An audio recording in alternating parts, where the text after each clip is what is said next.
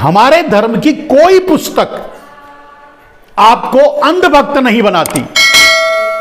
आपको टोटके, लटके झटके या इस तरह का, जैसा धीरेंद्र करता है, इस तरह के लटके झटके की बात नहीं करती।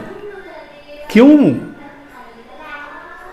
तो गोदी मीडिया और सरकार के पोषित मीडिया, वो सरकार के आदेश पर ये ड्रामे और इस तरह की मतलब जो ड्रामेबाजी चल रही है वो क्रिएट कर रहे हैं, नरेशन बिल्ड कर रहे हैं, उसमें आपको फंसा रहे हैं।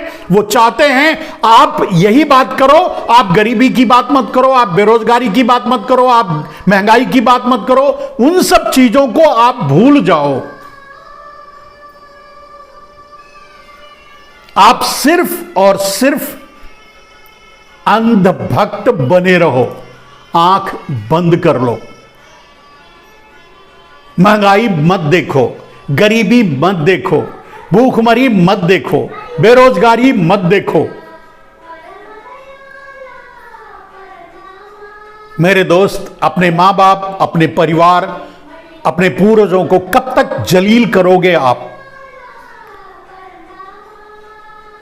और ये मैं नहीं कह रहा मेरे दोस्त, अगर 80 करोड़ लोगों को दावे के साथ ताल ठोक के नरेंद्र मोदी ये कहते हैं कि मैं दे रहा हूं 5 किलो अनाज, मुझे वोट दो या मेरा एहसान मानो, तो आपकी औकात क्या समझते हैं नरेंद्र मोदी? आप खुद समझ लो। तो ये चीज, ये एहसास आपको होता रहे, इस एहसास को कराने के लिए ये बिल्डअप किया जा रहा है गोदी मीडिया द्वारा, ये कि आप धीरेंद्र की बात करो। मेरे भाई, वो भगवान होगा, होने दो, कोई मुझे एतराज नहीं है, मैं नहीं कहता, मैं कोई सवाल नहीं उठाता। वो होगा, जिसको जाना है भगवान उसको पूजे। आशाराम की तरह एक दिन वो भी जेल में जाएगा, तब देख लेना, तब बाहर बैठ के ताली बजाना, तब रिश्ता भी नहीं जोड़ोगे, तब आगे मुंह छुपा। जानते हैं आप, अगर भारतीय जनता पार्टी के किसी नेता जो कभी जाकर के आशाराम के दरबारी हुआ करते थे, दरबार किया करते थे, उनका फोटो डाल दो तो फेसबुक डिलीट कर देता है। मतलब जो वहां गए थे वो आज शर्म करते हैं कि हम वहां क्यों गए और वो हमारी फोटो कोई ना डाले। अब आप ये सोचो, आज जिसके साथ खड़े हो, कल वो बलात्कार के केस में अगर जेल में जाएगा तो आप क्या करोगे? और ये कोई बहुत बड़ी बात नहीं है।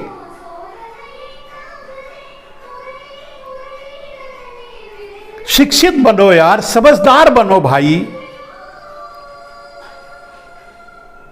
कब तक अपने आप को, खैर आपका बाप मतलब आपके पिता, आपकी माता, आपके भाई बहन, आपके बुजुर्ग, आपके जो भी आज घर चला रहा है, जो आज बाजार जाता है और 60 से 100 रुपए किलो कोई सब्जी नहीं है लेके आता है, जो जाता है 200-250 रुपया लीटर तेल खरीद करके लेके आता है, जो 1100 रुपए 1200 रुपए दे करके गैस का सिलेंडर भराता है, जो 50 रुपए किलो से ऊपर का आटा खरीद कर लाता है, दाल चावल, जो आपको पैसे देता है 100 रुपए लीटर से ज्यादा में खरीदने के लिए पेट्रोल डीजल, उस मां बाप से पूछो, उस परिवार से पूछो, उनके दिल पर क्या गुजरती होगी, उनके हालात क्या होंगे, उनसे कभी पूछा करो, उनके साथ बैठा करो, उनके दुख दर्द को बांटा करो।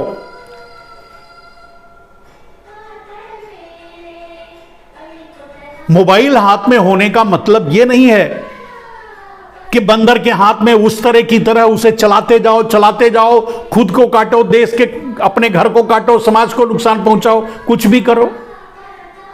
सोचो।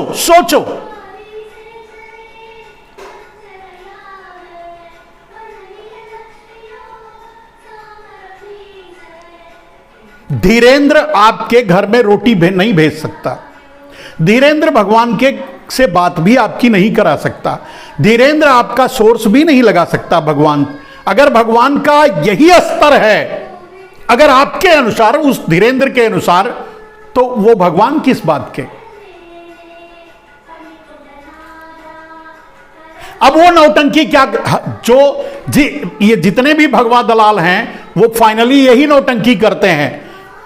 आशाराम भी वही कर रहे थे, राम रहीम भी वही कर रहे थे, जितने भी भगवा दलाल हैं यही फाइनली नौटंकी करते हैं कि हम तो लोगों को घर वापसी करा रहे थे, इसके लिए कुछ लोग मेरे खिलाफ षड्यंत्र कर रहे हैं। घर वापसी का और आपके झूठ और नौटंकी का क्या, आपको किसने कहा कि आप नौटंकी करो, आप झूठ बोलो, आप लंबी लंबी फेंको, आप भगवान के डायरेक्ट एजेंट बन जाओ, किसने कहा? और आप ये अगर मानते हो, जबकि 90% सोशल मीडिया में जो पोस्ट आ रहे हैं वो यही हैं कि हम भले ही वो गलत हैं फिर भी हम सनातनी उनके साथ खड़े रहेंगे। कैसे आदमी हो यार? ऐसे चोर उचक्कों से सनातन धर्म बचेगा और चलेगा? क्या हमारा धर्म इतना कमजोर है कि ऐसे छोटे मोटे पॉकेट मार उसे संरक्षण देंगे?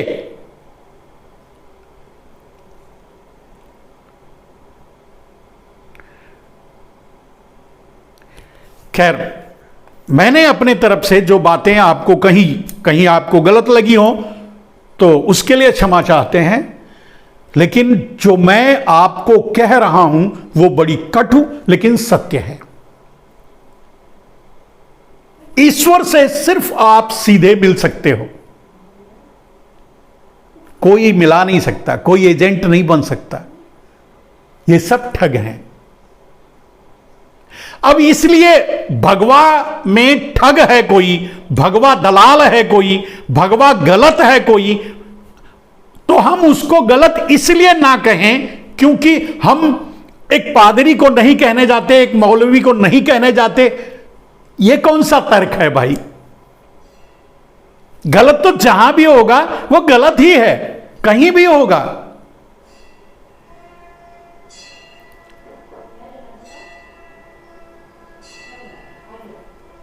किसी मौलवी के पास आप थोड़ी जाते हो, किसी जो जाते हैं जाने दो, जो ठगे जाते हैं ठगे जाने दो। किसी पादरी के पास आप थोड़ी जाते हो कान फुकवाने के लिए या जो भी वहां नौटंकी चलती है उसमें शामिल होने के लिए, नहीं ना, तो करने दो। खैर, वो भी व्यवस्था के सताए हुए लोग हैं जो इस तरह के अंधविश्वास में पड़ते हैं। हम आपको भी समझते हैं, आपका कोई दोष नहीं है। ये एक सिस्टमेटिक प्लान और साजिश है आपको इसी तरह से अंधभक्त बनाने के लिए, आपको इसी तरह से मूर्ख बनाने के लिए, आपको इसी तरह